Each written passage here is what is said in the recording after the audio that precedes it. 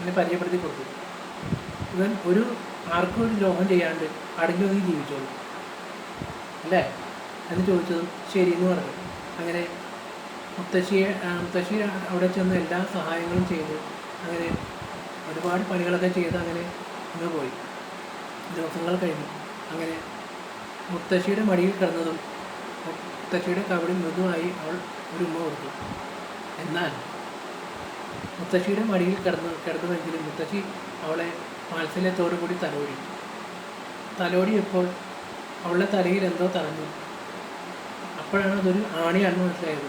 ആ ആണി എൻ്റെ എടുത്തു വെച്ചിരിക്കുന്നതെന്ന് ചോദിച്ചപ്പോൾ അതൊന്ന് എടുത്തു തരാമോ എന്ന് നീര് ചോദിച്ചു.